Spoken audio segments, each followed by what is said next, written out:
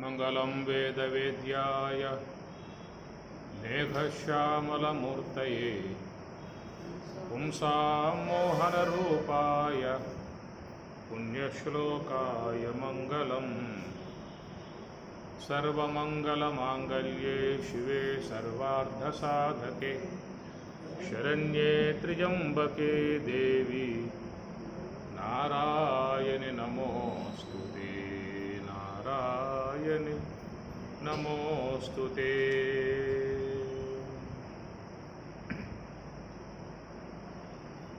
యోగేన చిత్తస్య పదేన వాచాం మలం శరీరస్య చ వైద్యకేన యోపాకరోత్తం ప్రవరం మునీనాం పతంజలిం ప్రాంజలితోస్మి పతంజలిం ప్రాంజలిః ఆనతోస్మి. యోగేన చిత్తస్య పదేన వాచా యోగేన యోగము చేత చిత్తస్య చిత్తము యొక్కయు పదేన పదము చేత వాచాం వాక్కులను మలం శరీరస్య చ వైద్యకేన మలం శరీరస్య చ వైద్యకేన వైద్యము ద్వారా శరీర మాలిన్యములను పోగొట్టే విధానముగా పతంజలిం ప్రాంజలి ఆనతోస్మి ఆ విధముగా లోకానికి ఆయన గారు 3 అంశములను అందించినటువంటి విధానం. యోగేన చిత్తస్య అనగా మనస్సులో సూక్ష్మదేహములో చేరి ఉన్నటువంటి సమస్త మాలిన్యములను పోగొట్టడానికై ఉన్నటువంటి యోగతత్వాన్ని అందించిన విధానము. పదేన వాచ అనగా వాక్కులకు మంచి విధాన సంస్కారవంతముగా ఉండేట్లుగా మరి వ్యాకరణ సంబంధమై ఉన్నటువంటి పతంజలి వ్యాకరణ సంబంధమై ఉన్నటువంటి సూత్రాలని అందించినటువంటి విధానము. మలం శరీరస్య చ శరీర మాలిన్యములను పోగొట్టే విధానముగా వైద్యకేన వైద్య శాస్త్రాన్ని ఇచ్చినటువంటి పతంజలి మహర్షుల వారికి ప్రాంజలి ఆనతోస్మి అనగా వినయపూర్వకముగా నమస్కారములను చెల్లించుకుంటూ ఉన్నాను అని చెప్పనేటువంటిది దర్శనం. దీన్ని షట్టు దర్శనములు 6 దర్శనములుగా ఉన్నటువంటివి. ఈ 6 కూడా ఆస్తిక దర్శనములు అంటారు. నాస్తిక దర్శనాలు 6 నాస్తిక దర్శనాలు 6 అవి బౌద్ధము జైనము సౌత్రాంతికము అని ప్రకారముగా ఉన్నటువంటి యొక్క వాట్లను నాస్తిక దర్శనాలుగా చెప్పేటువంటి విధానం. నాస్తికము అని చెప్పనంటే వేద నిందకో నాస్తిక వేద ప్రామాణికమును ఎవరైతే తీసుకోరో అవన్నీ కూడా నాస్తికముల కిందే మహాత్ములు చెప్పుకొచ్చారు. వేద ప్రామాణికం దాన్ని ప్రామాణికముగా వేదమును ప్రామాణికముగా తీసుకోకుండా నడిచినటువంటి ఏ సిద్ధాంతాలు అయితే ఉన్నాయో అవన్నీ కూడా నాస్తికముల కింద చెప్పుకొచ్చారు. అది ఆస్తిక దర్శనాలు అనేటువంటి మొత్తం 6 షట్టు దర్శనాలు అన్నారు. అవి యోగ సాంఖ్య ఉత్తర మీమాంస పూర్వమీమాంస న్యాయ వైశేషికములు అనేటువంటి న్యాయ వైశేషిక యోగ సాంఖ్య ఉత్తర మీమాంస పూర్వమీమాంస అనేటువంటి మొత్తం 6 దర్శనాలు. విషయావగాహన కలగాలనేటువంటి యొక్క భావం ఉన్నటువంటి వారు 6 కూడా అధ్యయనం చేయాల్సి ఉంటుంది. ప్రమాణమీమాంస పదార్థమీమాంస వాటిని అందించేటువంటివి న్యాయ వైశేషికాలు. 25 తత్వాలు పురుషుడు, ప్రకృతి, జీవుడు, ఈశ్వరుడు ఇవన్నీ కూడా తెలియజేసేటువంటి దర్శనాన్ని సాంఖ్య దర్శనము అని చెప్పని అంటారు. ఇక దాంట్లో చేరిందే యోగ దర్శనము అనేది కూడా, అది పతంజలి మహర్షి ఇచ్చినటువంటి యోగ దర్శనము. చాలా అద్భుతముగా ఉండేటువంటిది. సాధన పాదం, సమాధి పాదం, విభూతి పాదం, కైవల్య పాదం, 4 పాదములు కలిగి ఉన్నటువంటిది యోగ దర్శనము. ఇక ఉత్తరమీమాంస, పూర్వమీమాంస అనేటువంటివి, ఇది వేదమును ప్రామాణికముగా చేసుకుని ప్రయాణం చేసేటువంటి యొక్క అంశములుగా ఉన్నటువంటివి ఈ 2, ఉత్తరమీమాంస, పూర్వమీమాంస. ఉత్తరమీమాంస అనేటువంటి దాన్ని బ్రహ్మసూత్రములు అన్నారు. శారీరక మీమాంస అనేది కూడా పేర్లు ఉన్నాయి, దాన్నే బ్రహ్మసూత్రాలు. శారీరక మీమాంస, ఉత్తరమీమాంస. మొత్తం 555 సూత్రాలు, 93 అధికరణాలు, 4 అధ్యాయాలు, 16 పాదాలుగా ఉండేటువంటిది బ్రహ్మసూత్రాలకు ఎంతోమంది భాష్యం రచించి ఉన్నటువంటి విధానం. ఇక పూర్వమీమాంస అంటే జైమిని మహర్షి, ఉత్తరమీమాంస వ్యాసులు వారు అందించారు. పూర్వమీమాంస అనే శాస్త్రాన్ని జైమిని మహర్షి ఇచ్చారు. అదేంటంటే వేదం పూర్వ భాగం, ఆ వేదముకు పూర్వ భాగములో ఉన్నటువంటి అంశాలను సమన్వయం చేస్తూ ఇచ్చేటువంటిది పూర్వమీమాంసా శాస్త్రం. కాబట్టి పూర్వమీమాంస అంతా కూడా అది యజ్ఞయాగాదులు, క్రతువులు, ఆరాధనలు, అర్చనలు, దేవతా సంబంధ స్థుతులు, దేవతారాధనలు ఇవన్నింటితో చేరి ఉండేటువంటిది అది పూర్వమీమాంస అన్నారు. దాంట్లో ఏవైనా కొన్ని అంశాలు అసంబద్ధముగా అనిపించినప్పుడు వాటిని సమన్వయపరిచే విధానముగా ఉన్నటువంటివే పూర్వమీమాంసా శాస్త్రం, జైమిని మహర్షి యొక్క విధానం. అట్లా ఉపనిషత్తులలో ఏవైనా సమంజసముగా లేకుండా విరోధ అంశాలుగా కనపడేటువంటి యొక్క వాటను సమన్వయపరిచే విధానముగా వ్యాసుల వారు ఉత్తరమీమాంసా శాస్త్రాన్ని మనకి అందించిన విధానము. చాలా సందర్భాలలో కూడా ఆక్షేపణలు, వాటి సమాధానాలు ఇవన్నీ కూడా కొనసాగే విధానంగా ఉంటుంది.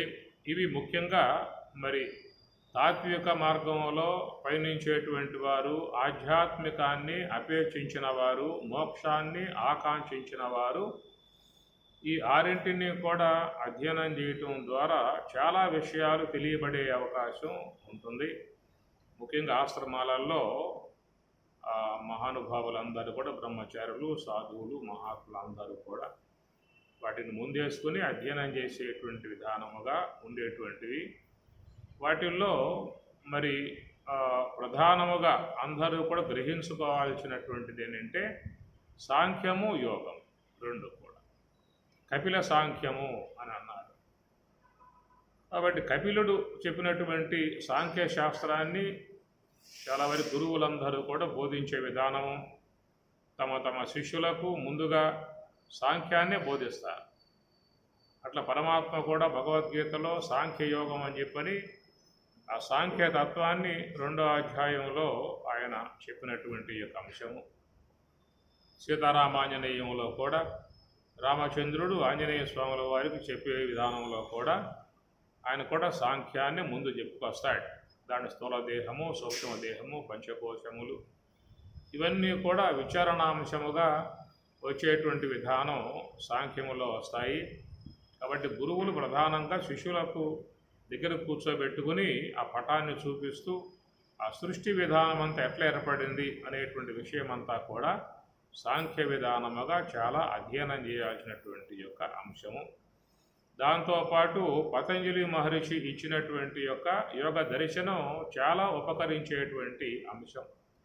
సాధకులుగా ఉన్నటువంటి వారికి యోగ దర్శనం చాలా ఉపకరిస్తుంది.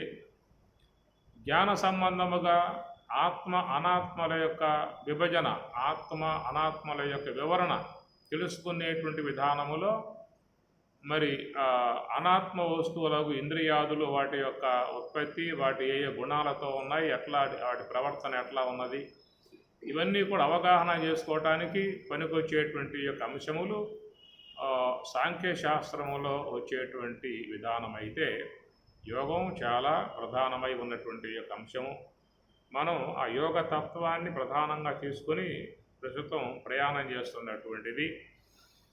పొద్దున కూడా మరి కృష్ణ పరమాత్మల వారు తాము అనుష్ఠించినటువంటి యొక్క యోగ సంబంధమై ఉన్నటువంటి అంశాన్ని ముచ్చటించుకొని ఆయన ఆ యోగాన్ని ఎవరెవరికి ఏ విధంగా ఎక్కడి నుంచి చెప్పుకోవచ్చాడు అనేటువంటి విషయాల మీదుగా కొనసాగే విధానంలో భగవద్గీత ప్రామాణికంగా తీసుకుని ప్రయాణం చేస్తున్న అంశం అయితే, 6 దర్శనాలలో మంచిగా సాధనా సంబంధమై ఉన్నటువంటి యొక్క మనిషికి చాలా దగ్గరగా, వ్యక్తికి చాలా దగ్గరగా తాను పొందుతున్నటువంటి సమస్యల యొక్క పరిష్కారానికి అనుగుణ్యముగా నడిచేటువంటి యొక్క విధానం మీకు యోగ శాస్త్రంలో వచ్చేటువంటి విధానము.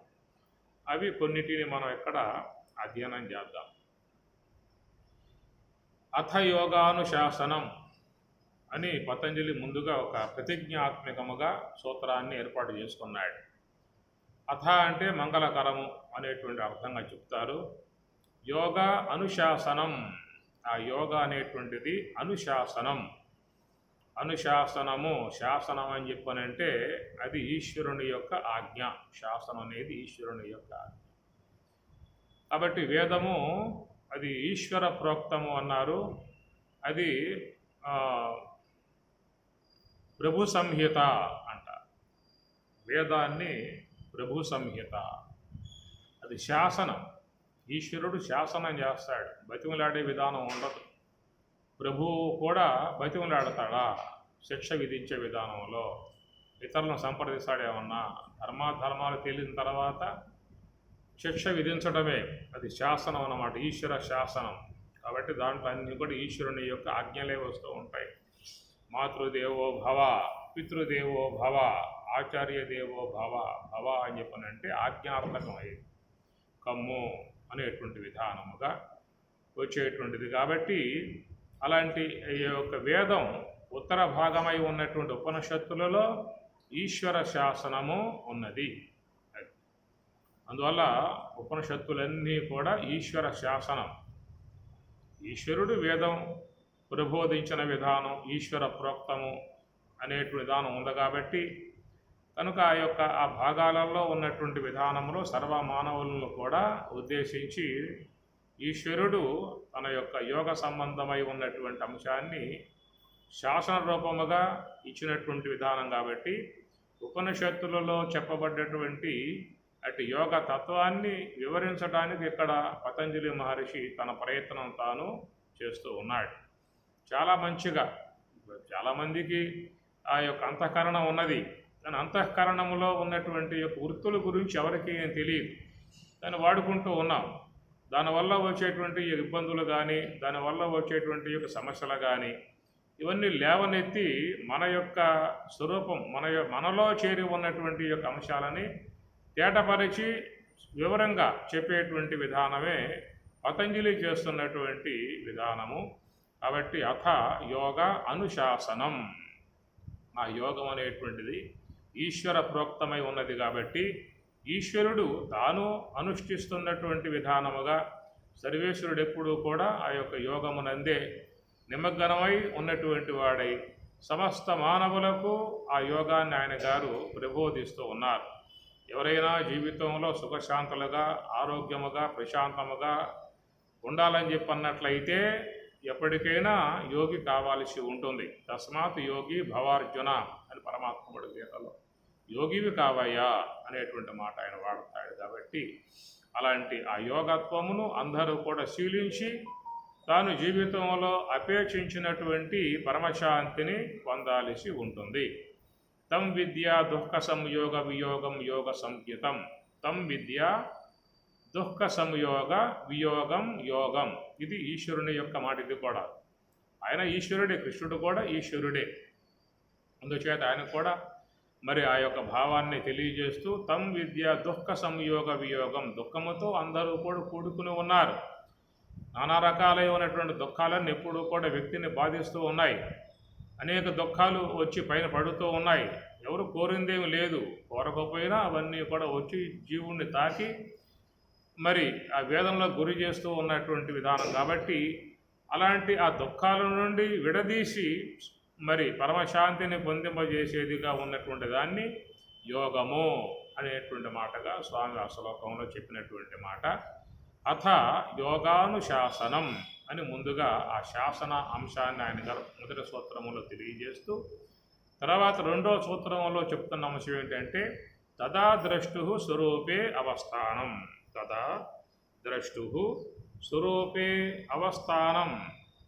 ఎవరైతే ఈశ్వరుని యొక్క ఆజ్ఞగా ఉన్నటువంటి యొక్క యోగతత్వాన్ని శీలిస్తారో అటువారు తథా అటు పిమ్మట యోగ స్వరూపే అవస్థానం, స్వరూపమునందు అవస్థానం స్థిరముగా ఉండేటువంటి విధానం ఏర్పడుతుంది.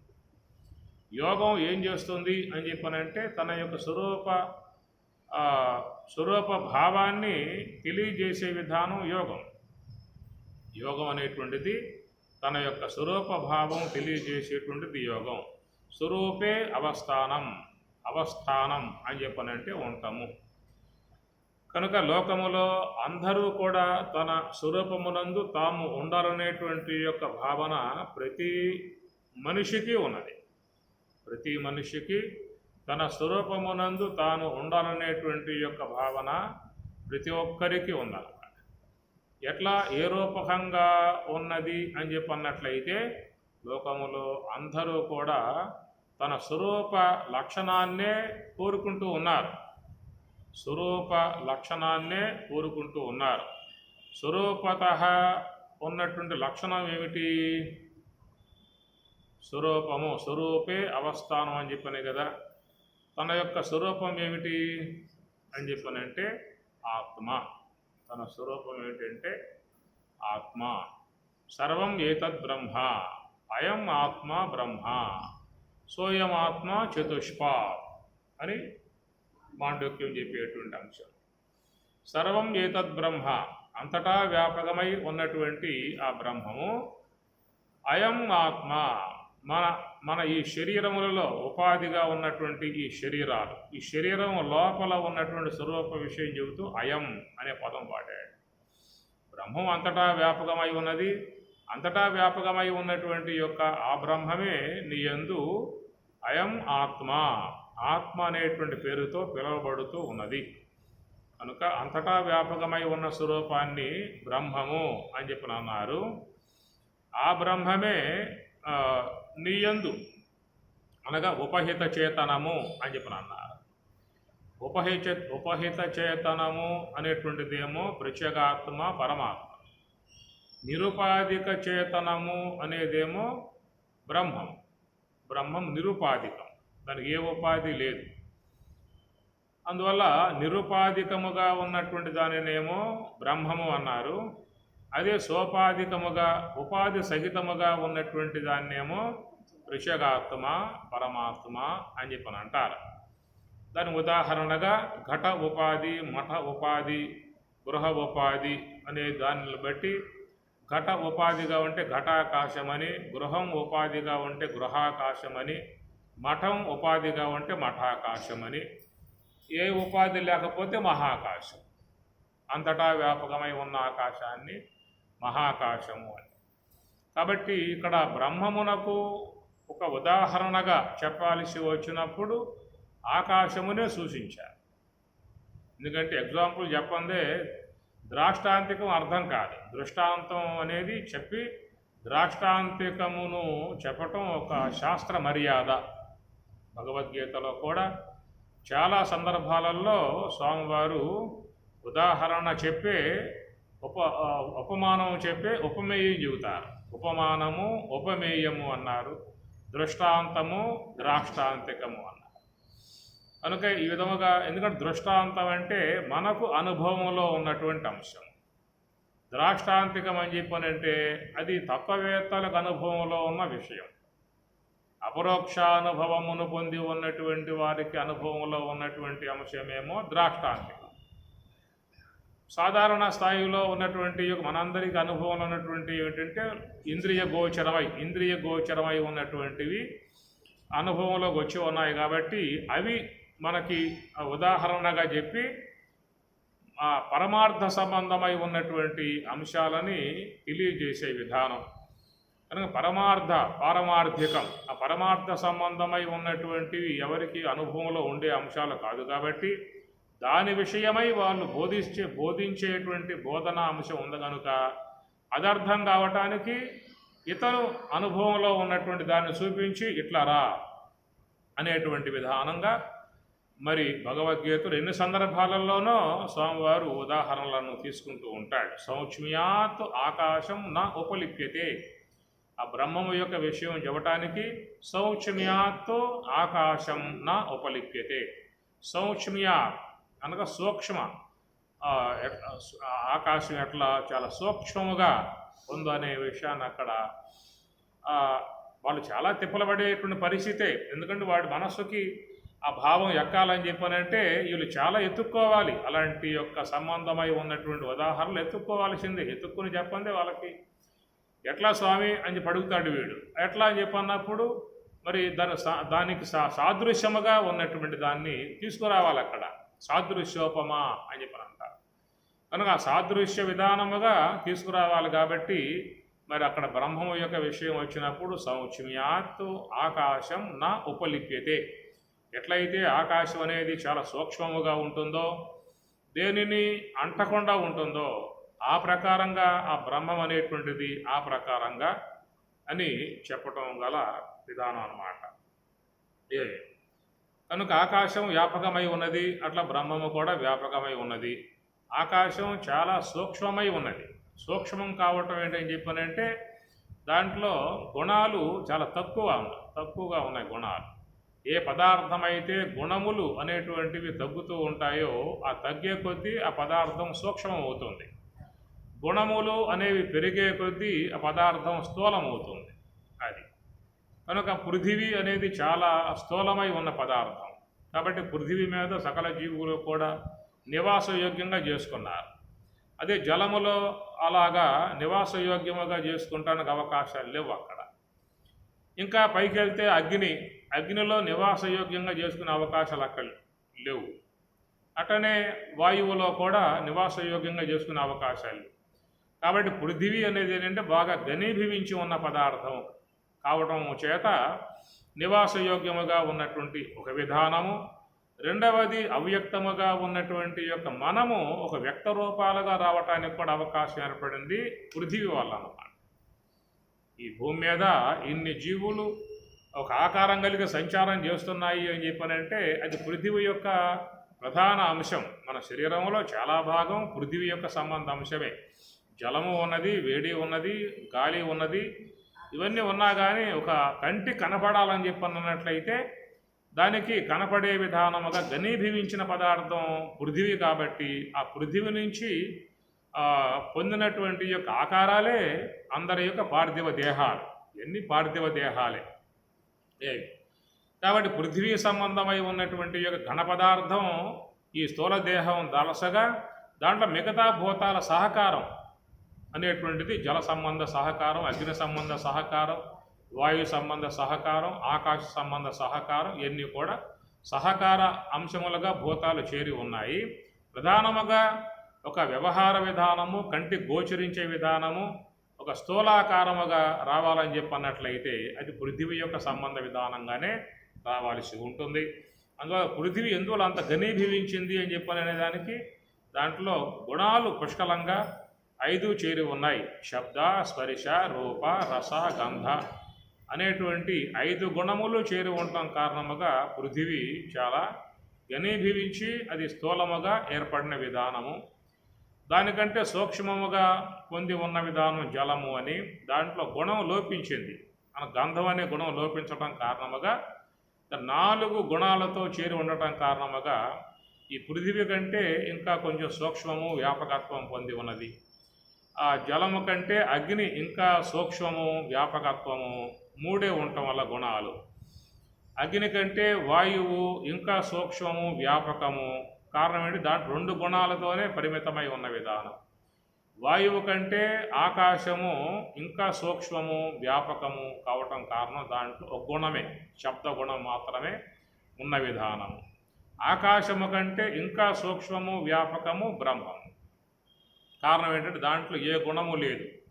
ఆకాశో వ్యవకాశశ్చ ఆకాశం వ్యాపితం చేయత్తు ఆకాశస్య గుణశబ్ద నిశబ్దో బ్రహ్మముచ్యతే అని ఉత్తరగీత. ఆకాశో వ్యవకాశస్య, ఆకాశం వ్యాపకమై ఉన్నది, అవకాశాన్ని ఇస్తుంది, వ్యాపకమై ఉన్నది, అవకాశం ఇస్తుంది. ఆకాశస్య గుణశబ్ద, అది గుణం, దాని గుణం శబ్దము అన్నారు. నిశ్శబ్దో బ్రహ్మముచ్యతే. కాబట్టి ఈ గుణములు అనబడేటువంటివి పంచభూతాలే తప్ప బ్రహ్మములో లేవు. కాబట్టి ఆ బ్రహ్మము యొక్క స్వరూపం అనేది ఎట్లా ఉంటుందనే విషయంగా చెప్పటానికి ఇక్కడ ఆకాశం అనేది కొద్ది దగ్గరగా ఉన్న పదార్థం. భూమి, జలము, అగ్ని, వాయువు కంటే ఇంకా కొంచెం దగ్గరగా, బ్రహ్మమునకు దగ్గరగా. ఎందువల్ల ఆకాశం వ్యాపక వస్తువు, అది అన్నింటినీ తనలో విముడుచుకున్నది, అన్నిట్లలో వ్యాపకమై ఉన్నది.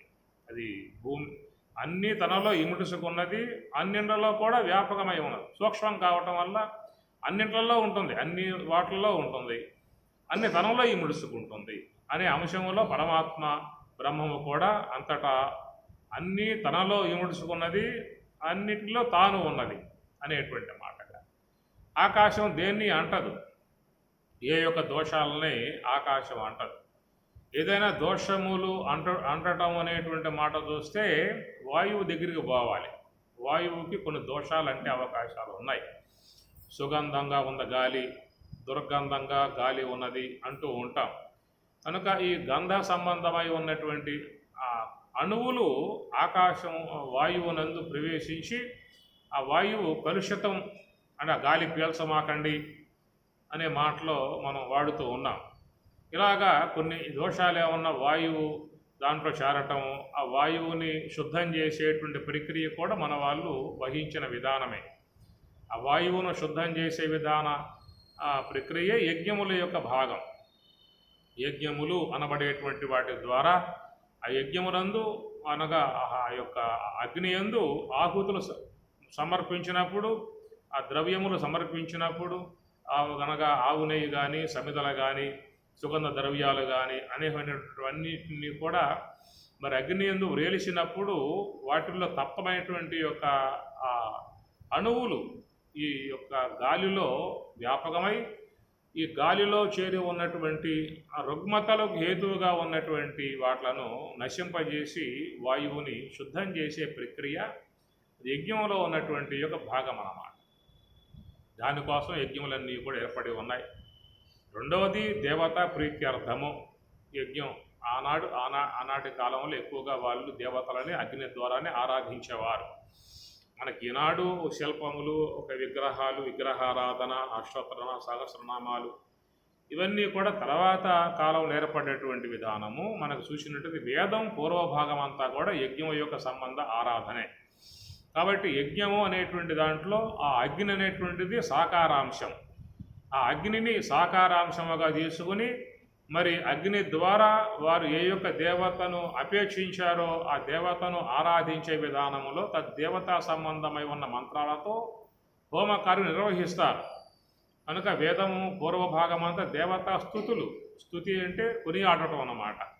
అట్లా ఇంద్రుని సంబంధ స్థుతులు ఉన్నాయి, అగ్ని సంబంధ స్థుతులు ఉన్నాయి, వాయు సంబంధ స్థుతులు ఉన్నాయి, అశ్విని దేవతల సంబంధ స్థుతులు ఉన్నాయి. స్థుతులన్నీ కూడా మీకు ఉండేటువంటివి ఈ వేదం యొక్క పూర్వభాగం. ఉత్తర భాగమంతా ఉపనిషత్తులు, బ్రహ్మతత్వ విచారణ, నివృత్తి మార్గము, జ్ఞాన సంబంధ అంశములు ఉత్తర భాగమంతయు కూడా. కాబట్టి పూర్వభాగం అంతా చూసినట్లయితే దేవతా సంబంధ స్థుతులు. ఏ దేవతను ఏ మంత్రాలతో ఆరాధించాలి, ఏ మంత్రాలతో స్తుతించాలి, ఏ మంత్రాలతో అర్చించాలి అనే విధానములో అక్కడ వాళ్ళకి అగ్నియే సాకారాకారం, విగ్రహం అన్నమాట. అగ్ని ద్వారానే ఆరాధించేవాళ్ళు. కాబట్టి మీకు పురాణాలలో చూస్తే అన్ని యజ్ఞయాగాదులే. ఈ పురాణాలలో కానీ అన్నింటిలో కూడా మీకు ఆ కాలంలో ఎక్కువగా రాజులు కానీ, మునులు కానీ, ఆశ్రమవాసులు కానీ నిత్యాగ్నిహోత్రుల విధానముగా ఆరాధన చేసే విధానం. అగ్నిని ప్రధానంగా చేసుకుని అగ్ని ద్వారా ఆ దేవతను ఆరాధించడం, ఆహుతులు సమర్పించడం అని చెప్పని ఒక దేవత సంప్రీతి, దేవత అనుగ్రహం అనేటువంటిది. దేవాన్ భావయత అనేన తే దేవా భావయంతువ పరస్పరం భావయంత శ్రేయ పరం అవాప్స్యత అని గీత 3వ అధ్యాయంలో దేవాన్ భావయత అనేన అనగా మీరు ఆ దేవతలను భావించినట్లయితే తే దేవా భావయంతువ మిమ్ములను ఆ దేవతలు కూడా భావిస్తారు. పరస్పరం భావయంత మీరు యజ్ఞముల ద్వారా ఆ దేవతలను ఆరాధించండి. ప్రీతి చెంది ఆ దేవతలు మీకు కోరినటువంటి యొక్క వాటిలను ప్రసాదించే విధానముగా వాళ్ళు ఉంటారు కాబట్టి పరస్పరం భావయంత శ్రేయ పరం అవాప్స్యత మీరు ఆ శ్రేయస్సుని పొందండి అనేటువంటిది. సహయజ్ఞా ప్రజా సృష్ట్వా పూర్వవాచ ప్రజాపతి అనేన ప్రసవిష్యధ్వం ఏషవ అస్తు ఇష్టకామ దుఃఖు అనేటువంటి విధానమంతయు కూడా వైదిక విధానములో యజ్ఞము ద్వారా దేవతల్ని ఆరాధించేటువంటి అంశములుగా వచ్చేటువంటి మాటలు. కాబట్టి ఆ కాలంలో ఎక్కువగా మీకు చూసినట్లయితే యజ్ఞములు తపస్సు రెండే ఉండే అన్నమాట. ఆశ్రమాలలో తపస్సు అనగా తపస్సు అంటే ధ్యానమే. బహవః జ్ఞాన తపస పూతా మద్భావం ఆగతా. బహవః అనేక మంది జ్ఞాన తపస్సు ద్వారా మద్భావం నా ఉనికిని ఆగతా పొందిరి. కాబట్టి ఈ ప్రకారంగా రెండే అంశాలు, ఒకటి సాకారాంశముగా దేవతారాధన సంబంధ యజ్ఞములు, నిరాకార సంబంధమై ఉన్నటువంటి ఆ బ్రహ్మతత్వానుభవాన్ని పొందటానికి ఒక యోగ సంబంధ విధానము. మునులు అన్నారు, తాపసికులు మునులు అని చెప్పి అన్నారు. రెండే కనబడితే మనకు ఆ యొక్క వైదికముగా చూసినట్లయితే పురాణ భాగాల్లో పోయినట్లయితే తపస్సు యజ్ఞము, తపస్సు యజ్ఞం. కాబట్టి యజ్ఞం అనే దాని ద్వారా దేవతా సంప్రీతి అనేటువంటి అంశమే కాకుండా అది ఒక ఆరోగ్య సూత్రానికి కూడా ముడిపడి ఉన్నటువంటి అంశం అన్నమాట.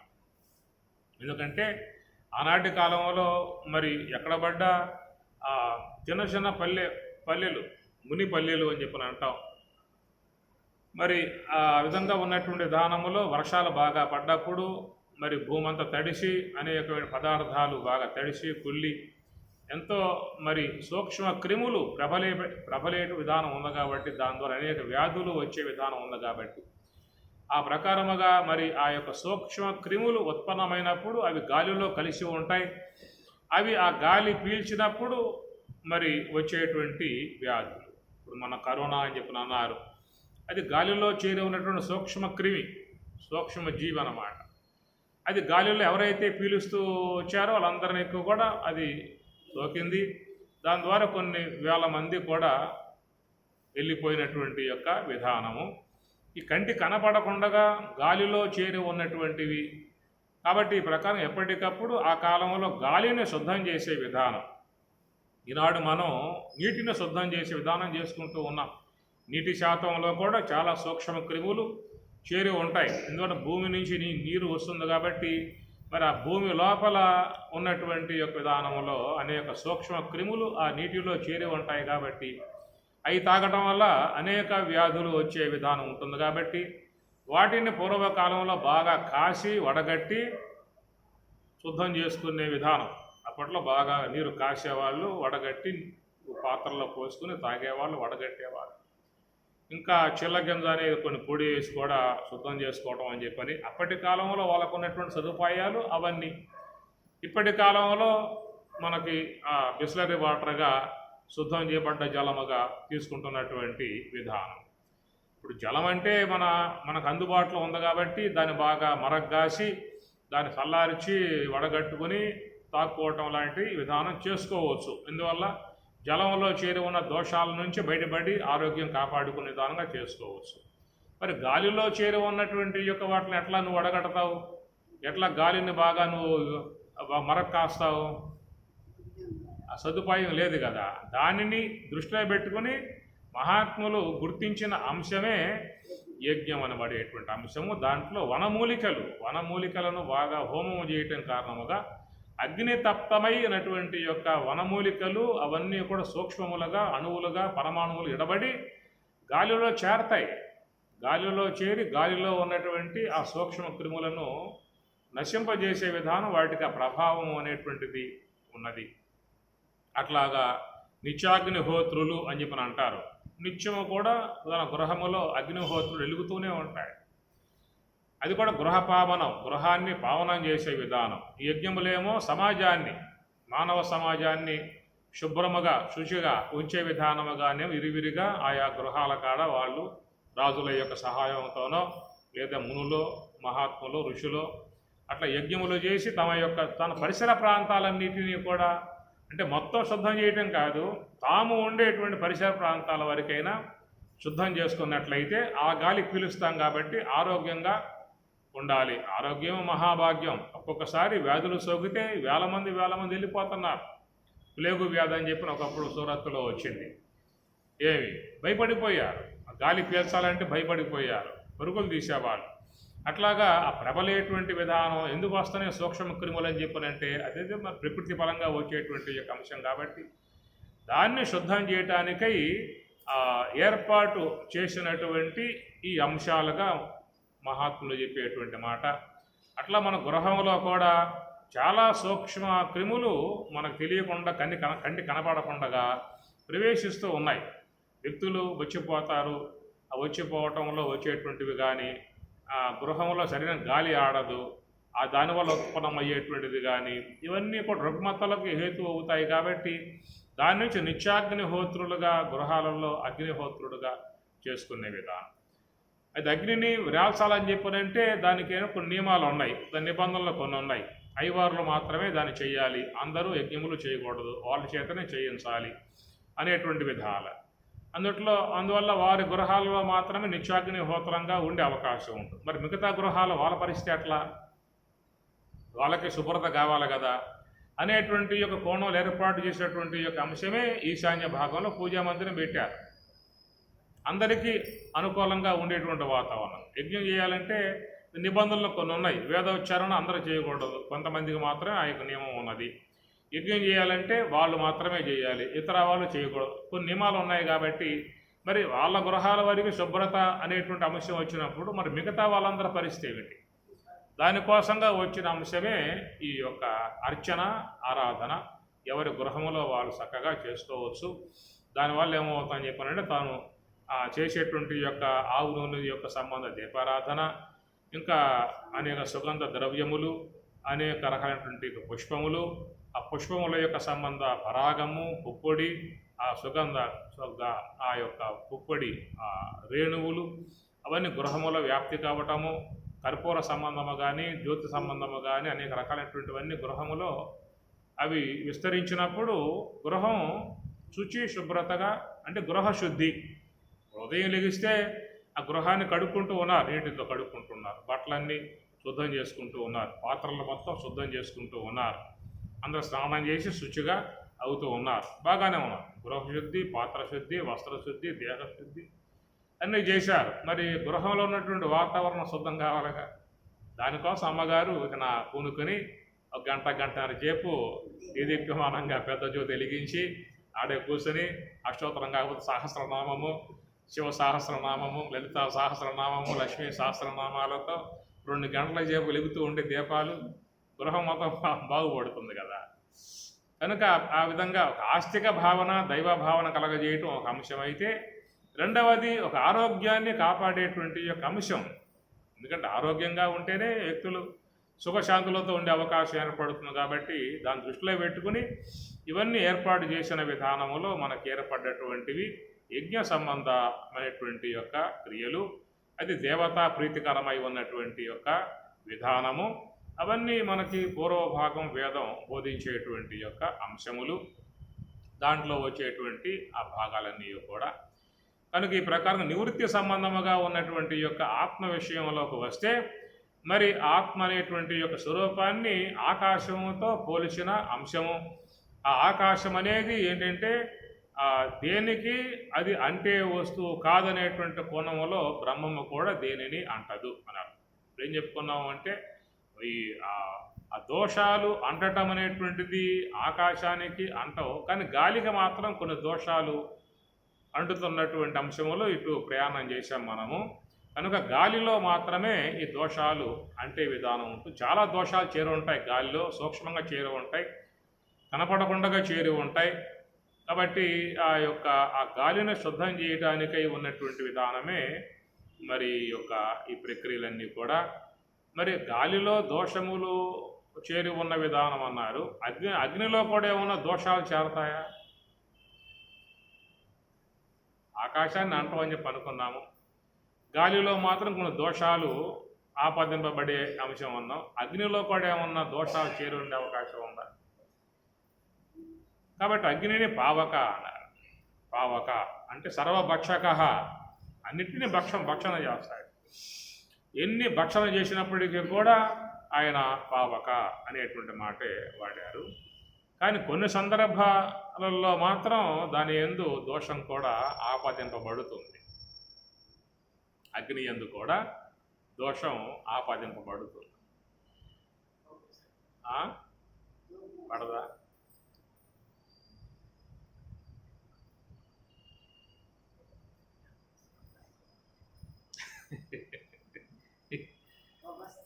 ఏమ్మా, దోమం దానికి ఉండేటువంటిది విధానం. ఎప్పుడు ఏ సందర్భాలు అని చెప్పానంటే, కాష్టములో కాలుతున్నటువంటి యొక్క చితి నుంచి అగ్ని తీసుకొచ్చి హోమకార్యం చేస్తారా? ఆపదింపజేసావుగా. ఇంట్లో దీపారాధన చేస్తారా? పూజ మందిరం వెలిగిస్తారా? ఇంట్లో అగ్గిపెట్టలేదు, పక్కన ఏదో కాష్టం కలుగుతూ ఉన్నది, దేహాన్ని కాలుస్తూ ఉన్నారు, ఏతి మండుతూ ఉంది, ఆడకు పోయి ఏమైనా కట్టి తీసుకొని ఇంటికి తీసుకొచ్చి అగ్నిలో పెట్టి హోమకార్యం వెలిగిస్తారు.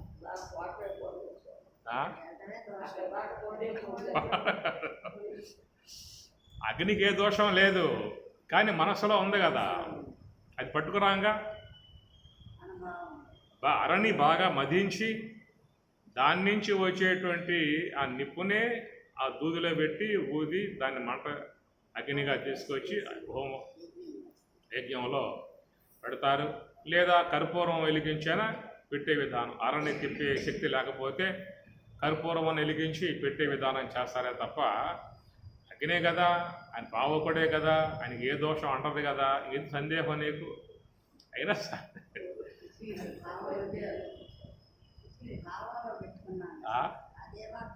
సర్వభక్షక పావక, సర్వభక్షకుడు పావకుడు ఆయనగా. కనుక ఆయన ఏ దోషము లేదు, కానీ మన మనసులో దోషం ఆపాదింపజేసాం ఆయన. అలాంటి అసందర్భాలు అన్నమాట.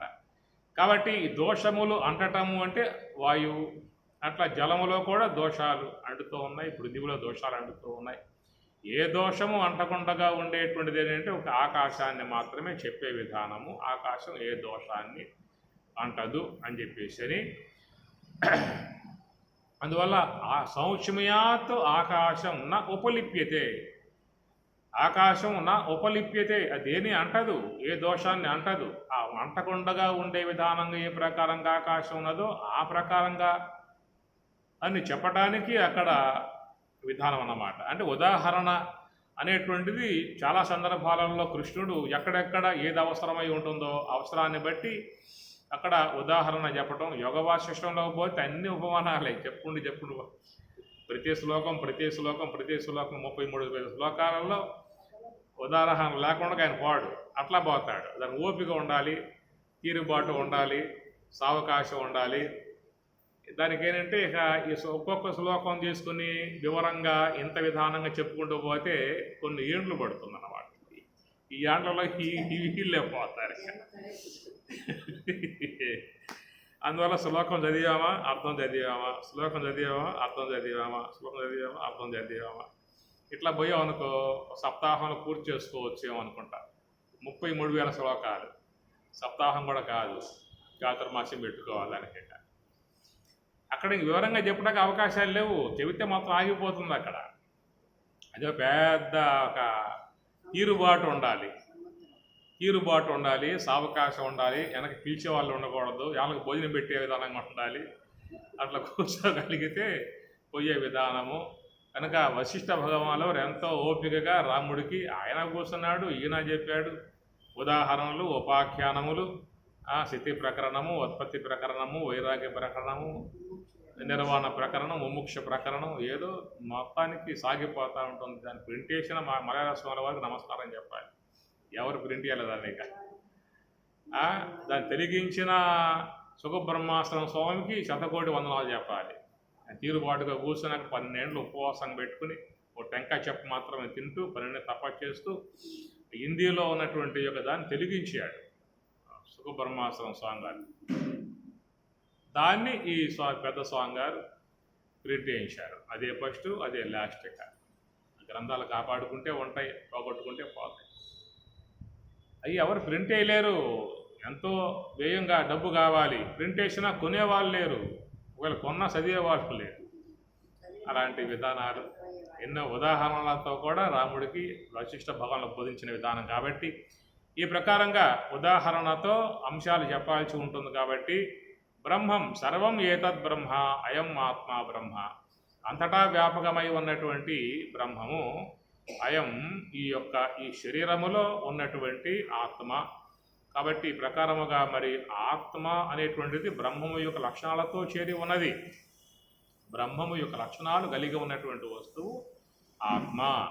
కనుక బ్రహ్మములో ఏవైతే ఉన్నాయో అవన్నీ కూడా ఆత్మలోనే ఉన్నాయి. అదే ఆ బ్రహ్మమే ఆత్మ. కాబట్టి ఇక్కడ లక్షణములు అనేటువంటి విధానంలో ప్రత్యేగాత్మకు ప్రత్యేకంగా చెప్పల, బ్రహ్మమునకు చెప్పారు. తైత్రీయంలో వచ్చే విధానంలో సత్యం జ్ఞానం అనంతం బ్రహ్మ అనేటువంటి మాటగా ఆ బ్రహ్మమునందు ఉన్నటువంటి యొక్క స్వరూప లక్షణాలు. కాబట్టి బ్రహ్మమునందు స్వరూప లక్షణములు, రెండవది తటస్థ లక్షణాలు రెండు ఉంటాయి. స్వరూప లక్షణాలు, తటస్థ లక్షణములు. తటస్థ లక్షణాలు అనేటువంటివి అట్లాగా ఉంటాయి, తర్వాత లేకుండా పోయే విధానం ఉంటుంది. తటస్థ లక్షణాలకు సృష్టి, స్థితి, లయ అనేటువంటి ఆ బ్రహ్మమునందు ఈ మూడు కూడా తటస్థముగా భాషిస్తున్నాయి అంతవరకే. కానీ స్వరూపత ఉన్న లక్షణాలు అవి సత్యం, జ్ఞానం, అనంతం. నాలుగవది ఆనందం. ఆనందం బ్రహ్మేతి విజానాత్ ఆనందాత్ ఏవ ఖలు ఇమాని భూతాని జాయంతే ఆనందేన జాతాని జీవంతి ఆనందం ప్రయంతి అభిశంవిశంతీతి తత్ బ్రహ్మ. తైత్రీయంలో ఆనందం బ్రహ్మేతి విజానాత్, ఆనందమే బ్రహ్మస్వరూపముగా విజాన తెలుసుకొనవలయును. ఆనందాత్ ఏవ ఖలు ఇమాని భూతాని జాయంతే, ఆనందము యొక్క విధానము నుంచి సమస్త భూతములు ఏర్పడుతూ ఉన్నాయి. ఆనందేన జాతాని జీవంతి, పుట్టినటువంటి జీవులన్నీ కూడా ఆనందం కొరకే జీవిస్తూ ఉన్నాయి. ఏమి అంటే ఈ లెక్కన సమస్త జీవులు బ్రహ్మం వైపుకు తిరిగి ఉన్నాయి అని. సమస్త మానవులందరూ, సమస్త జీవులంటే అన్నింటికి వస్తాయి కాబట్టి సమస్త మానవులు అనుకుంటే బాగా ఉంటుంది. సమస్త మానవులందరూ కూడా భగవంతుని వైపుకే తిరిగి ఉన్నారు, భగవంతుని వైపుకే తిరిగి ఉన్నారు. కాబట్టి భగవంతుని అపేక్షించే తమ తమ జీవితాలను కొనసాగించుకుంటూ ఉన్నారు అనే మాట అనవచ్చా? సమస్త మానవులు భగవంతుని వైపే తిరిగి ఉన్నారు అంటే ఏమనిపిస్తుంది? అది అందువల్ల అక్కడ భగవంతుడు అనేటువంటి మాట అంటే కొంతమందికి పూర్తిగా తెలియబడే అవకాశం ఉండదు. ఆనందం అని చెప్పి అన్నాం అనుకో అందరికి అర్థం అవుతుంది. ఎందువల్లంటే ఆనందాన్ని కోరే అందరూ కూడా అన్ని కార్యములు చేస్తూ ఉన్నారు. ఏమి ఆత్మనస్తు కామాయ పతిం ప్రియం భవతి, ఆత్మనస్తు కామాయ పుత్రా ప్రియం భవతి, ఆత్మనస్తు కామాయ ధారా ప్రియం భవతి, ఆత్మనస్తు కామాయ ద్రవ్యం ప్రియం భవతి, ఆత్మనస్తు కామాయ సర్వం ప్రియం భవతి. ఆత్మనస్తు కామాయ, ఆత్మను ఉద్దేశించే సర్వం ప్రియం భవతి, అన్ని కార్యములు చేస్తూ ఉన్నాడు, అన్నింటినీ కోరుకుంటూ ఉన్నాడు. కాబట్టి ఈ ప్రకారంగా అందరూ కూడా భగవంతుని అపేక్షిస్తూ ఉన్నటువంటి వారు అందరు ఆస్తికులే. నాస్తికులు అంటే ఎవరు లేరు. అది అందరూ భగవంతుని కోరేవారేగా. నాకు ఆనందం కావాలి అన్నవాడల్లా భగవంతుని కోరిన విధానమే. ఎందువల్లంటే ఆనందం అనేది పరమాత్మ యొక్క స్వరూప లక్షణం.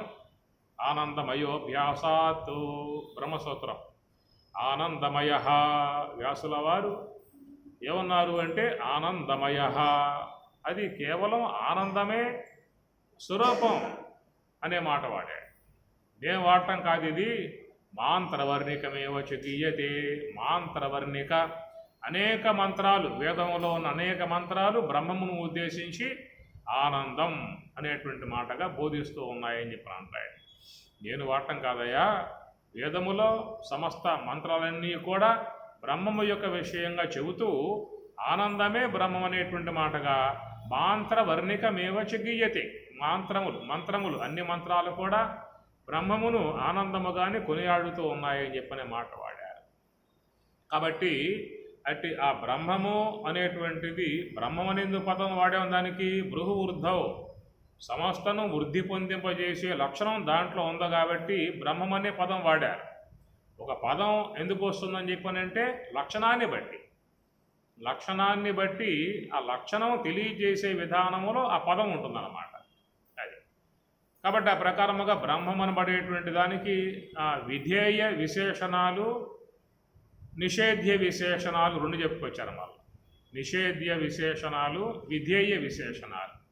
సాక్షాత్తుగా బోధించేటువంటి వాటిలోనేమో విధేయ విశేషణాలు అంటారు, పరోక్షముగా చెప్పేటువంటి యొక్క పదాలనేమో నిషేధ్య విశేషణాలు అంటారు. బ్రహ్మం, ఆనందం, ఇట్లా ఉండేటువంటి సత్యం, జ్ఞానం, అనంతం, ఆనందం అనేటువంటి విధిముఖ విశేషణాలు చెప్పాడు. విధిముఖ విశేషణములు అంటారు. నిషేధముఖ విశేషణాలు అని చెప్పానంటే అనంతం, అజన్మం, నా అంతం అనంతం, నా జన్మం అజన్మం, నా అనేటువంటి మాట వచ్చేవన్నీ కూడా నిషేధముఖ విశేషణాలుగా చెప్పుకొచ్చేటువంటి అవి కూడా బ్రహ్మాన్ని గురించే ఉద్దేశించి ఉన్నాయి. విధిముఖ విశేషణాలకు ఉన్నటువంటివి సత్యం, జ్ఞానం, అనంతం, ఆనందం ఇవన్నీ కూడా విధిముఖ విశేషణాలుగా ఉన్నాయి. కాబట్టి దాంట్లో ప్రధానముగా ఉన్నటువంటి యొక్క లక్షణం ఆనందత్వపు లక్షణం అన్నమాట. కాబట్టి ఆనందత్వపు ఈ లక్షణాన్ని ప్రతి ఒక్కరూ కూడా కలిగి ఉన్నారు. అందరి యందు భాషిస్తూ ఉన్నది. ఆనందాన్ని అపేక్షించే ఉన్నారు. ఆనందేన జాతాని జీవంతి, ఆనందం యొక్క విధానం అనుసరించే సమస్త జీవులు జీవిస్తూ ఉన్నాయి. కాబట్టి ఏ ప్రాణి కూడా దుఃఖాన్ని అపేక్షించి ఉండే విధానం కాదు. ఏ ప్రాణి దుఃఖాన్ని జీవితంలో కోరుకోదు. వీళ్ళ దుఃఖాలు కనుక వచ్చినట్లయితే తట్టుకునే పరిస్థితి కాదు. ఎవరైనా దుఃఖముతో ఉంటే ఎందుకు ఏడుస్తున్నావురా అనేది ప్రశ్న ఏర్పడుతుంది. ఎందుకు ఏడుస్తున్నావురా అడుగుతారు. లేదు కదా. ఇప్పుడు ఆనందంగా ఉంటే ఎందుకు ఆనందంగా ఉన్నావురా అది ప్రశ్న కాదు. ఎందుకంటే వ్యక్తి యొక్క స్వరూప లక్షణం కాబట్టి ఆనందంతో ఉంటే ఎవరికి ప్రశ్న కాదు. ఆనందంగా ఉన్నాడు రా, అట్లాగే ఉన్నామనరా, సంతోషంగా ఉన్నాడు, ఇంకా ఆనందపడురా ఆయనతో. ఇంకా దుఃఖంతో ఉంటే వాడు ఏడుస్తున్నాడు రా, ఇంక ఏడవనేమనరా, ఇంకా ఏడవరా నువ్వు అనేది చెప్పరు కదా. కాబట్టి దుఃఖం కనుక ఆపాదింపబడ్డట్లయితే పోగొట్టుకునే ప్రయత్నం వీడు చేస్తాడు. పక్కవారు కూడా సహాయపడతారు, వాని దుఃఖం పోవడానికి సహాయపడతారు. ఆనందం కనుక కలిగినట్లయితే పోగొట్టుకునే ప్రయత్నం వీడేం చేయడు, పక్క వాళ్ళు కూడా సంతోషపడతారు. ఎందుకంటే ఆనందం అనేది ప్రతి ఒక్క వ్యక్తి యొక్క స్వరూప లక్షణం కాబట్టి అన్నమాట. ఎందువల్ల లక్షణం అయ్యిందని చెప్పనంటే సర్వం ఏతత్ బ్రహ్మ, అయం ఆత్మ బ్రహ్మ, సర్వం ఏతత్ అంతటా వ్యాపకమై ఉన్నటువంటి యొక్క ఆ బ్రహ్మమే అందరిలో, ఆ బ్రహ్మమే ఆత్మ అనే పేరుతో భాషింపబడుతుంది. అయం ఆత్మ బ్రహ్మం అనేటువంటిది అందరిలో ఆ బ్రహ్మమే ప్రత్యేక ఆత్మగా పిలువబడుతూ ఉన్నది. ఇక్కడ ప్రత్యేక పేరు అట్ట పెట్టినంతవరకు ఉపాధి భేదాన్ని బట్టి వచ్చిన పేర్లు. ఇక్కడ ఉంటే ప్రత్యేగాత్మ అన్నారు, అక్కడ ఉంటే పరమాత్మ అన్నారు. ఈశ్వరుని యందు ఉన్నటువంటి యొక్క చేతనాన్ని పరమాత్మ అన్నారు, జీవుని యందు ఉన్నటువంటి యొక్క చైతన్యాన్ని ప్రత్యేగాత్మ అన్నారు. ఇక్కడ ఆత్మ అన్నారు, అక్కడ పరమాత్మ అన్నారు. ఎందువలన ఉపాధి భేదాన్ని బట్టిగా చెప్పుకొచ్చారు. ఇది ఘటాకాశం అన్నారు, అది మహాకాశము అన్నారు. మేఘాకాశం, మఠాకాశము, మేఘాకాశము రెండు వస్తాయి మీకు. సీతారామాంజనేయులో ఈ రెండే చెబుతారు ఎక్కువగా, మఠాకాశము, మేఘాకాశము. అంటే పెద్ద ఉపాధి కాబట్టి మేఘాకాశము, చిన్న ఉపాధి కాబట్టి ఘటాకాశము అని. అవిద్య అనేది చిన్న ఉపాధి కాబట్టి అక్కడ ప్రత్యేగాత్మ, ఈ మాయ అనేది పెద్ద ఉపాధి కాబట్టి ఆడ పరమాత్మ. అంటే ఎంతవరకైతే మాయ అనే ఉపాధి ఉంటుందో ఆ మాయ అనే ఉపాధిని అనుసరించి ఆడ పరమాత్మ అని చెప్పని, ఎంతవరకైతే అవిద్య అనేది ఉపాధిగా ఉంటుందో ఆ ఉపాధిగా ఉన్న చేతనానికి ప్రత్యేగాత్మ అని చెప్పని. కనుక ఈ రెండు ఏమిటయ్యా అని చెప్పనంటే బ్రహ్మమే. ఘటములో ఉన్న ఆకాశమైనా మహాకాశమే, మేఘములో ఉన్న ఆకాశమైన మహాకాశమే, గృహములో ఉన్న ఆకాశమైన మహాకాశమే. కాబట్టి గృహ ఉపాధిని బట్టి గృహాకాశం అన్నాం, మఠ ఉపాధిని బట్టి మఠాకాశం అన్నాం, మేఘ ఉపాధిని బట్టి మేఘాకాశం అన్నాం. కాబట్టి ఉపాధిని బట్టి ఏర్పడినటువంటి యొక్క విధానాలే తప్ప ఉపాధులు లేకపోతే ఉండేది ఏది అంటే మహాకాశమే. అట్లాగే అవిద్య అనే ఉపాధి లేకపోతే బ్రహ్మమే. అదే కదా మూడో అంశంలో అహం బ్రహ్మాస్మి అన్నాడు అక్కడ పోయి. అదొక మహావాక్యం, అది మూడో సోపానం, అది మహావాక్యం. సోహం తత్వమసి అహం బ్రహ్మాస్మి సర్వం కలివిదం బ్రహ్మ అనే విధాయకాలుగా ఉండేటువంటి అనుభవ వాక్యాలు అవన్నీ కూడా. కాబట్టి అక్కడ ఏంటంటే ఉపాధి రహితమైంది కాబట్టి అహం బ్రహ్మాస్మి, ఉపాధి సహితమై ఉన్నది కాబట్టి ప్రత్యేగాత్మ అని చెప్తున్నారు. అందుచేత ఈ ప్రత్యేగాత్మ అనేటువంటి యొక్క ఆ స్వరూపం బ్రహ్మమే. ఇది వేదవాక్యంగా అయం ఆత్మ బ్రహ్మ, అయం ఈ ఆత్మయే, ఈ దేహములో భాషించేటువంటి యొక్క ఆత్మయే బ్రహ్మం అన్నారు. కాబట్టి ఎట్లా ఉంటుంది ఈ ఆత్మ, అది ఏ విధంగా ఉంటుంది? రంగులు ఏమన్నా ఉన్నాయా? ఇంకా పొడుగు పొట్టి లావు సన్నం లాంటివి ఏమైనా ఉన్నాయా? మరి ఎట్లా గ్రహించి నువ్వు ఆత్మని చెప్పగలిగావు? ఒక వస్తువు నీకు తెలియాలని చెప్పన్నట్లయితే ఏం చెప్పారు శాస్త్రకారులు అని చెప్పానంటే, లక్షణ ప్రమాణాభ్యాం వస్తు సిద్ధి అనే సూత్రం వాడారు వాడు. ఒక వస్తువు నీకు తెలియాలని చెప్పన్నట్లయితే లక్షణ ప్రమాణాభ్యాం వస్తు సిద్ధి, ఒక వస్తువు నీకు బాగా దాని యొక్క పూర్వాపరాలు తెలియాలని చెప్పన్నట్లయితే లక్షణములన్నా తెలిసి ఉండాలి, లేదా ప్రమాణములన్నా కలిగి ఉండాలి. ప్రమాణములన్నా కలిగి ఉండాలి, లక్షణమన్నా గోచరించి ఉండాలి. ప్రమాణములు అని చెప్పనంటే ఈ జ్ఞానేంద్రియములు, ఈ జ్ఞానేంద్రియములే ప్రమాణములు. వీటిని ప్రత్యక్ష ప్రమాణములుగా చెప్పేటువంటి మాట అన్నమాట. కాబట్టి ఆ నేత్రం ఉంది కాబట్టి ఆ నేత్రం ద్వారా గుర్తిస్తూ ఉన్నాం ఆ దృశ్యాన్ని. ప్రత్యక్షము, ప్రతి అక్షం ఇంద్రియం ప్రత్యక్షం. కనుక ఇంద్రియం అంటే అక్షం అన్నారు. ఇంద్రియం అంటే అక్షం, కన్ను. ఇంద్రియాలని అక్షం అంటారు, అక్షం అంటే ఇంద్రియం అంటారు, కన్ను అన్నమాట. ఎందుకంటే ఇప్పుడు ఎదురుగా ఉన్నటువంటివి ఎరుపు తెలుపు నలుపు బులుగు మొత్తం చూస్తుంది కన్ను, తెలియజేస్తుంది అన్నమాట. అటనే ఈ శ్రోత్రం కూడా అక్షమే, శ్రోత్రేంద్రియం కూడా అక్షమే, అది కన్నే.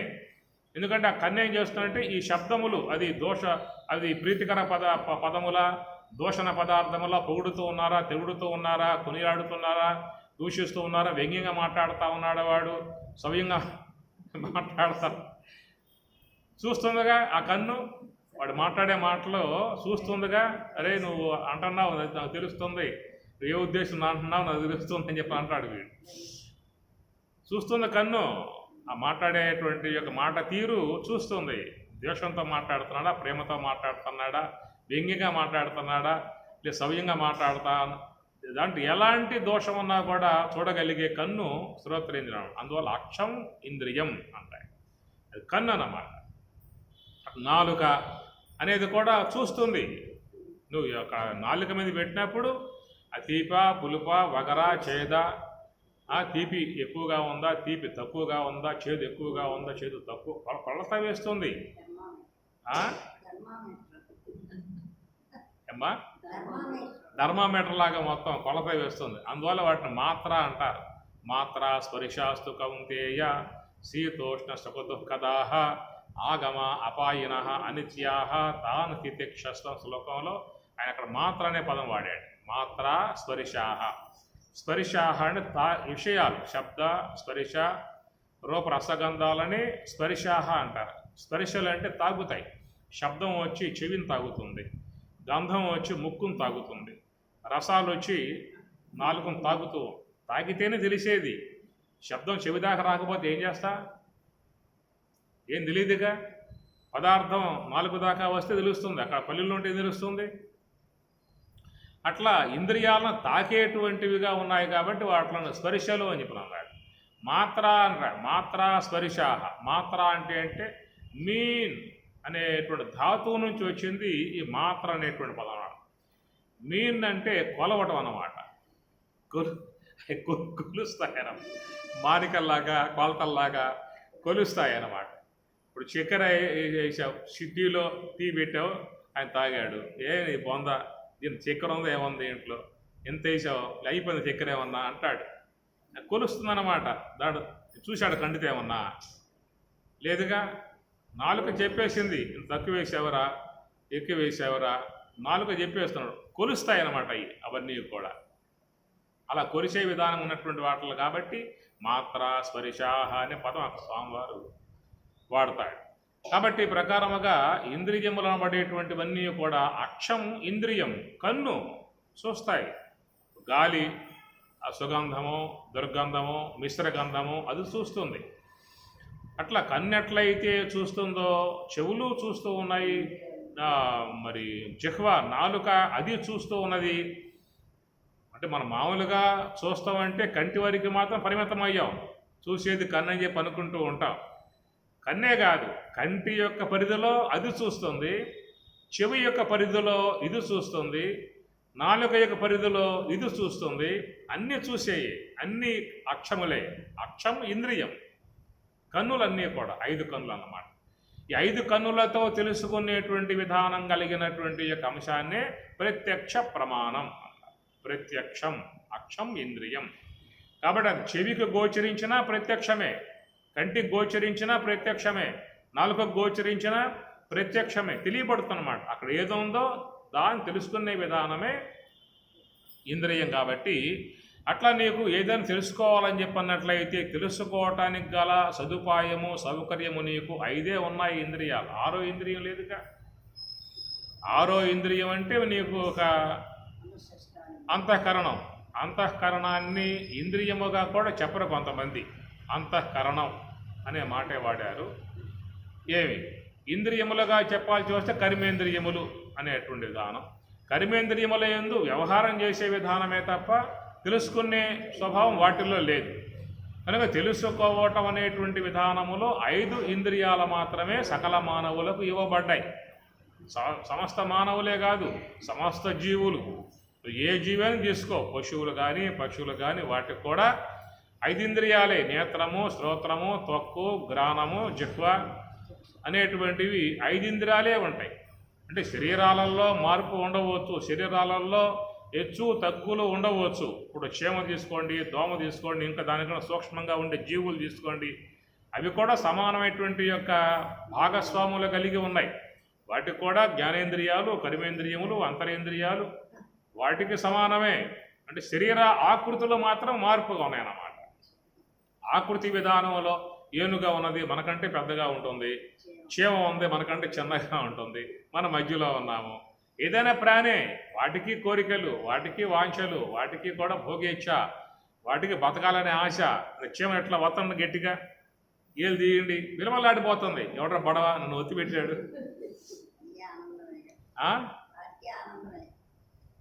అది భరించలేదు. దానికి జీవితేచ్ఛ ఉన్నది, సావటం దానికి ఇష్టమా? చీమకి ఏమన్నా ఇప్పుడు వచ్చింది బెల్లం తింటా ఉంది, గమేక్షణ కొట్టావు, తింటుందా? తినాలిగా. బెల్లం పెట్టావు తింటా ఉన్నది, గమేక్షణ కొట్టి తినాలిగా. ఎందుకు తిందో? దానికి జ్ఞానం ఉంది, అది తింటే పర్వాలేదు, ఇది తింటే చేస్తాం అన్న జ్ఞానం దానికి ఉన్నట్లే కదా. అది లేకపోతే ఏం చేస్తుంది? అది తింటుంది, తిందు. మనకంటే తెలివిగా ఉంటాయి. చూడండి, కావాలంటే సన్న దోమలు ఉంటాయి కదా, వాటిని చూడండి, గమనించండి. అది చెక్కదు. ఏమారి ఉన్నప్పుడు మాత్రమే వచ్చి కొడతా ఉంటుందా. కదిలావు అంటే వెళ్ళిపోతున్నాం అన్నీ. దానికి సావు భయం, దానికి జీవితేచ్ఛ. అది చెక్కదు. బలులు ఉంటాయి కదా, ఎంత జ్ఞానం కలిగి ఉంటాయో అట్లాగే ఉంటుందన్నమాట. కదిలావనుకో అది కొంచెం ముందుకు పోతుంది, కొంచెం ముందుకు అది ముందుకు పోతున్నా పని, కొట్టబోయానికి వెళ్ళిపోతున్నా పని, అది బిరబర క్లారిటీ. వాటికి తెలివితేటలు, వాటికి కూడా బతికేచ్ఛ, వాటికి జీవితేచ్ఛ. ఆత్మజ్ఞానం ఉందని ఆత్మజ్ఞానం లాగపోవచ్చు, కానీ జీవితం యొక్క సంబంధమై ఉన్నటువంటి జ్ఞానాన్ని మాత్రం అవి బాగా కలిగి ఉన్నటువంటి విధానము. సరే, అన్నింటి యందు ఉన్న ప్రకాశం ఒకటే. విద్యావినయ సంపన్నే బ్రాహ్మణే కవిగస్తిని సునిచైవ శవాకేశ పండితా సమదర్శన అని స్వామి చెప్పినమాట. గోవులలో, శునకములలో, చండాలుని యందు, ఏనుగు యందు.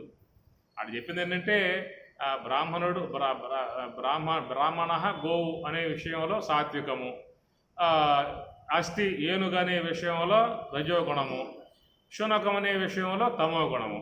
అంటే విశ్వం మొత్తం ఉంది ఏంటంటే సాత్విక సంబంధ జీవులు, రజోగుణ సంబంధ జీవులు, తమోగుణ సంబంధ జీవులు, ఇవే ఉన్నాయి ఈ విశ్వంలో. అన్నింటి యందు ఉన్నటువంటి స్వరూపం మాత్రం ఒకటనే విషయంగా చెప్పేటువంటి మాట. కాబట్టి ప్రకారముగా ప్రమాణాభ్యాం లక్షణ ప్రమాణాభ్యాం వస్తు సిద్ధి, ఒక వస్తువు ఉందనేటువంటి విషయముగా తెలుసుకోవాలని చెప్పన్నట్లయితే అక్కడ ప్రమాణములన్నా నీకు ఉండాలి, లక్షణమన్నా గోచరించాలి. గోచరించినప్పుడు నీకు ఆ వస్తువు యొక్క విధానం నీకు తెలియబడే అవకాశము ఉంటుంది. కనుక మనకేంటంటే ఇక్కడ ప్రమాణములు ఉన్నాయి, ప్రత్యక్ష ప్రమాణములు ఉన్నాయి. అనగా శ్రోత్ర, త్వక్కు, చక్షువు, జిహ్వ, ఘ్రాణం అనబడేటువంటి ప్రత్యక్ష ప్రమాణములు అనబడేటువంటివి అందరికీ కూడా ఏర్పడి ఉన్నటువంటి యొక్క విధానం. 5 ప్రమాణములు. ఎందుకంటే వీటి ద్వారా తెలుసుకునేటువంటివి మనకి శబ్ద సంబంధ విషయాలన్నీ కూడా తెలియబడే విధానము. కనుక 5 తెలియబడేటువంటి విషయాలు ఉన్నాయి, 5 తెలుసుకునేటువంటి జ్ఞానేంద్రియాలు ఉన్నాయి. తెలియబడే విషయాలు 5 ఉన్నాయి: శబ్ద, స్పర్శ, రూప, రస, గంధం. 6వ విషయం లేదు. 6వ విషయం లేదు. 6వ విషయం లేకపోవడం గల కారణం ఏమిటి అంటే 6వ భూతం లేదు. 6వ భూతం లేదు కాబట్టి 6వ విషయం లేదు. 6వ విషయం లేదు కాబట్టి 6వ ఇంద్రియం అవసరం బా. ఆయన ఇచ్చి ఉండేవాడే. మనం అడిగాము 5 ఇంద్రియాలు ఇవ్వమని చెప్పేసి అని. నాకు కన్ను కావాలి స్వామి, నాకు చెవి కావాలి, నాకు ముక్కు కావాలి, నాకు నాలుగు కావాలి, మనం చెప్పుకుంటే ఆయన ఇచ్చాడా? లేదుగా. నిర్మాణాత్మకంలో వచ్చేసాయి. అందుచేత 5 ఎందుకు పెట్టావయ్యా అనే కనుక ప్రశ్న వేస్తే, అరే 6వ భూతం లేదురా, 6వ భూతం ఉంటే 6వ విషయం ఉండేది, 6వ విషయం ఉంటే నీకు 6వ ఇంద్రియం ఇచ్చేవాడిని. ముందు 5 భూతాలే కాబట్టి 5 విషయాలే కాబట్టి నీకు 5 ఇంద్రియాలే మొఖాన పడేశాను. వాటితో జీవితం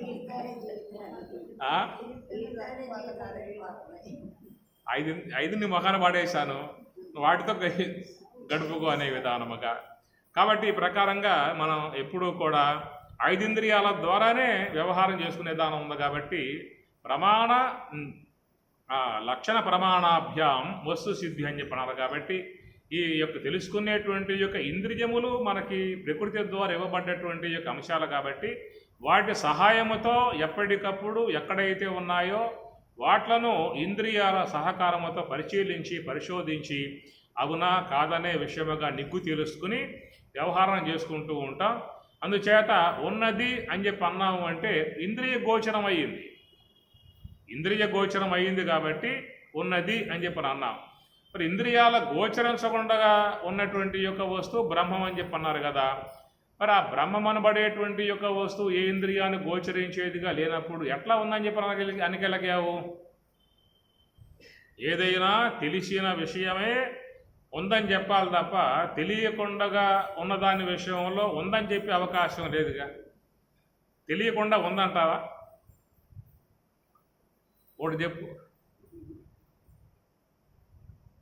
తెలియకుండా ఉందంటావా? ఒకటి చెప్పు.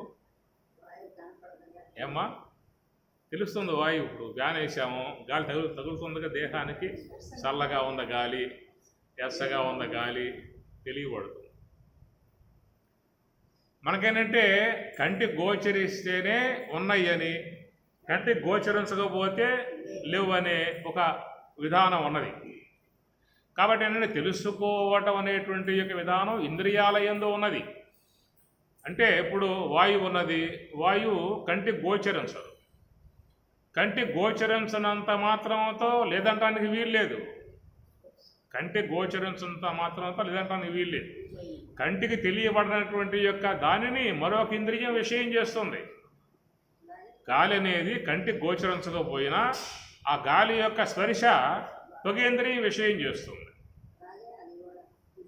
ఒక పదార్థంలో ఉన్నటువంటి ఒక వాసన, పుష్పం అనుకుందాం, పుష్పం గోచరిస్తుంది కంటికి. ఆ పుష్పములో ఉన్నటువంటి మరి సుగంధం, పుప్పొడి ఉంది కదా, అది నేత్రానికి గోచరిస్తుందా అంటే నేత్రానికి విషయంగా తెలియబడకపోయినప్పటికీ కూడా దాన్ని విషయం చేయడానికి గల ఇంద్రియం మరొకటి ఉన్నది. ఇక్కడ ఘ్రాణం అనే ఇంద్రియాన్ని ఉపయోగిస్తాం. అంటే నేత్రానికి తెలియబడేటువంటి యొక్క అంశముగా లేకపోతే దాన్ని మరొక ఇంద్రియం ద్వారా తెలుసుకునే ప్రయత్నం చేస్తాం. అక్కడ తర్వాత పోతాం.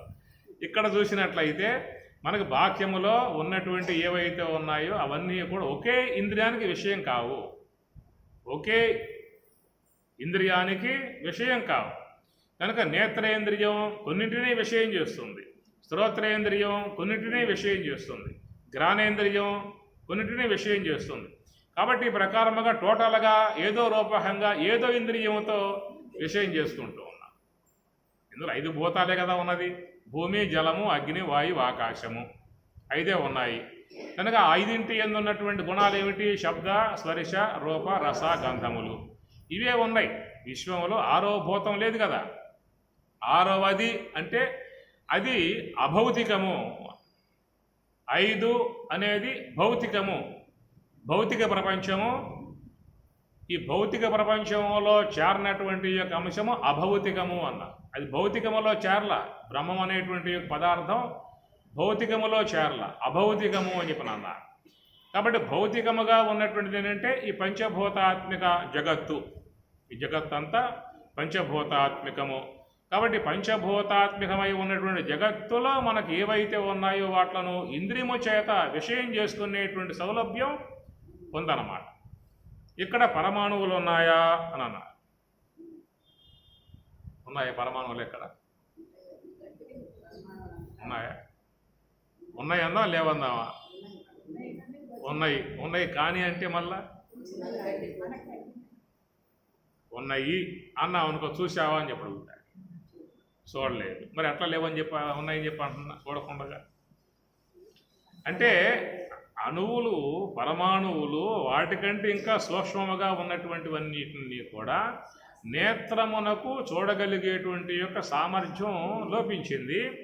దాన్ని మనం ఏం చేసామంటే సామర్థ్యాన్ని పెంచాం. మైక్రోస్కోప్ ద్వారా సామర్థ్యం పెంచాం. కాబట్టి ఇప్పుడు పుస్తకం పట్టుకున్నాం, కనపట్ల అక్షరాలు అంటే అద్దాలలో దగ్గర చూపు పెట్టుకుంటాం. అద్దంలో దూరపు చూపు ఉంటుంది, దగ్గర చూపు ఉంటుంది. ఇట్లా పుస్తకం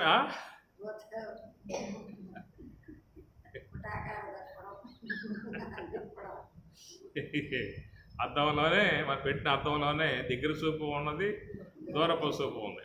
దూరపు చూపు చదవలేము మళ్ళీ. అద్దం దూరపు చూపుతో చదవలేము అక్షరాలు. కాబట్టి చూపు కిందకి దించి కింద ఉన్నటువంటి దగ్గర చూపు అద్దాల ద్వారా చదువుకోవాల్సి ఉంటుంది. అట్లాగా మన చూపులో చూడగలిగేటువంటి సామర్థ్యం లోపించినప్పుడు సామర్థ్యం మరొక వాటి ద్వారా పెంపొందింపజేస్తాం. చూసేది మాత్రం కన్నే, అద్దం చూడదు. ఎక్కడెక్కడో గ్రహాంతరాలలో ఉన్నటువంటి యొక్క నక్షత్రములు వాటి యొక్క స్వరూప స్వభావాలు ఇక్కడ చూస్తున్నాడు అని చెప్పానంటే దానికి ఉన్నటువంటి పవర్ అది ఇంకెంతో ఎన్నో వేల రెట్లు ఉన్నటువంటి మైక్రోస్కోప్ ఎక్కడో ఖగాంతరాలు ఉన్నటువంటి అన్ని అంత లెక్క అన్నమాట. మనకు అవసరం అవన్నీ కూడా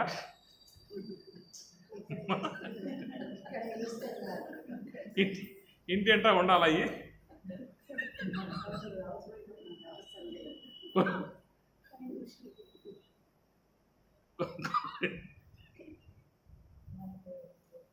అమ్మినా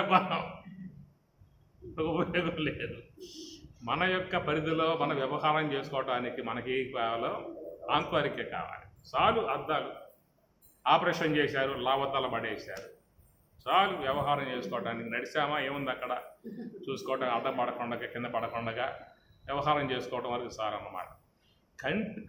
కంటి యందు చూసేటువంటి యొక్క విధానం ఉన్నది. అంత లెక్క ప్రయాణం చేసే విధానం అక్కడ. అంటే భగవంతుడు ఏం చేశాడు అంటే ఈశ్వరుడు మానవులు నిర్మించి వాళ్ళకు ఉన్నటువంటి యొక్క శక్తులు, ఇవన్నీ శక్తులే. దృశ్య గ్రహణ శక్తి, శబ్ద గ్రహణ శక్తి, రస గ్రహణ శక్తి, స్పర్శ గ్రహణ శక్తి, ఇవన్నీ శక్తులే. అయితే వాటిలను ఈశ్వరుడు అంత భగవంతుడే, మనం అడిగి పెట్టుకుందేం కాదు, ఆయన ఇవ్వబట్టే మనం ఈ వాడుకుంటున్నట్టు విధానం కాబట్టి కనుక వీడికి ఈ మాత్రం చాలు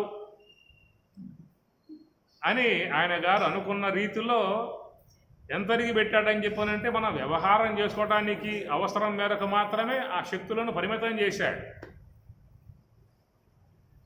అది తపస్సు ద్వారా పెంపొందింప చేసుకోవచ్చు అని చెప్పి అన్నారు కొంతవరకు. తపస్సు ద్వారా పెంపొందింప చేసుకోవచ్చు అని చెప్పేసి. కాబట్టి అంత లెక్క వాళ్ళకి అవసరం పడి ఉండవచ్చు. కానీ మన జీవన విధానంలో మనకు అంతటి విధానం ఏమి అవసరం లేదు. ఎక్కడున్నామమ్మా, ఢిల్లీలో ఏం జరుగుతున్నాయి, కలకత్తాలో ఏం జరుగుతూ ఉన్నాయి, ఆఫ్రికాలో ఏం జరుగుతూ ఉన్నాయి అటు తెరిచామంటే కనపడే విధానం ఉన్నట్లయితే, అంటే ఇప్పావంటే అమెరికాలో ఏం జరుగుతున్నాయో, రష్యాలో ఏం జరుగుతున్నాయో, కలకత్తాలో ఏం జరుగుతున్నాయో, ఘోరాలు, నేరాలు, దోపిడీలు, గిపిడీలు మొత్తం ఉన్నాయి ఈ విషయంలో. ఘోరాలు అన్నీ ఉన్నాయి. అవన్నీ కూడా చూడగలిగే అంత శక్తి మన దగ్గర లేదు, అంత అవసరం లేదు. మన చుట్టుపక్కల ఉన్నాయే చూడలేకపోతాం, టీవీల్లో వచ్చాయే చూడలేకపోతున్నా. టీవీ కట్టేస్తున్నా, నేను టీవీ పెట్టుకోవాలా, దాన్ని పారేసే ఎప్పుడు టీవీని. దాన్ని ఆన్ చేస్తే ఏముంది, సినిమాలు చూద్దామా, గొడ్డళ్ళు, కత్తులు, రంపాలు, ఇంకేముందమ్మా దాంట్లో సినిమాల్లో? ఆ వర్గము ఈ వర్గము, కత్తులు బాగా నూరటం, గొడ్డలు నూరటం, నరకటం, సప్పుకోవటాలు, అవన్నీ కళ్ళలో పడి లోపలికి పోయి లేనిపోని కర్మ. కానీ సీరియల్ చూద్దామంటే అసూయ, ద్వేషములు, కక్షలు, ప్రతీకారములు, వైరములు, విద్వేషములు, కుట్రలు, కుతంత్రాలు, ఎట్టనాశనం, ఆ కళ్ళు దిపటాలు, రకరకాలైనటువంటి ఆ భంగిమలు.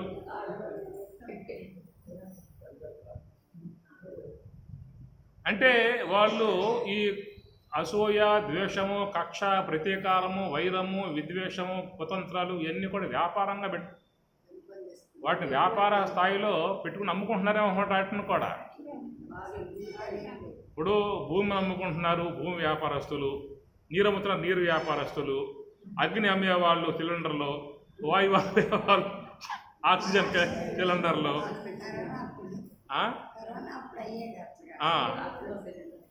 అవి అమ్ముకుంటున్నారు కదా, బతుకుతున్నారు కదా. భూమి మీద వ్యాపారం, జలంపై వ్యాపారం, అగ్నిపై వ్యాపారం, వాయువుపై వ్యాపారం, ఆకాశం మీద కూడా వ్యాపారం ఉందా? గిడ్డంగులు, పెద్ద కట్టడాల గిడ్డంగులు, అయ్యా మా దగ్గర ఖాళీ ఉంది, మీరు ఖాళీ వాడుకోవచ్చు, మీ బస్తాలు వేసుకోవచ్చు, నిల్వ చేసుకోవచ్చు, నెలకింత. అందుకు ఆకాశం కూడా అమ్ముకోవటం. ఆ ప్రకారంగా లోన ఉన్నటువంటి కామ, క్రోధ, లోభ, మోహ, మద, మాత్సర్యాలను కూడా వీళ్ళు సీరియల్గా పెట్టి అమ్మకాలు చేసి డబ్బు గడిస్తూ ఉన్నటువంటి దాన. ఆ విధంగా మొత్తం చూసి మనం లోన వేసుకోవటం, ఎట్లా ప్రయోగాత్మకంగా చేయాలని చెప్పని ఇంట్లో వాళ్ళ మీద వాటిని లోన పోయాక ఊరుకోవు కదా. ఆ పదార్థం లోనకు పోతే ఊరుకుంటుందా? ఊరుకోదుగా. ఆ ప్రభావం ఉంటుంది దానికి. ఏ పదార్థం లోనగా పోతుందో ఆ పదార్థ సంబంధ ప్రభావం దేహం మీద చూపుతుంది. అట్లాగా మనసులోకి ఏవైతే పోయాయో ఈ కామ, క్రోధ, లోభ, మోహ సంబంధ గుణాలు ఏవైతే క్రియారూపకంగా పోయాయో ఆ పోయిన తర్వాత ఇక వాళ్ళు ఊరుకోరేక ఎట్లా వీటిని ప్రయోగించాలనేటువంటి విధానంగా వస్తుంది అన్నమాట. ఒక విలు విద్య వచ్చిన ఊరుకోడు. ఎవడని చెప్పి చూస్తాడు యుద్ధం చేయడానికి, రా రెడీగా ఉన్నా అని చెప్పి అంటాడు.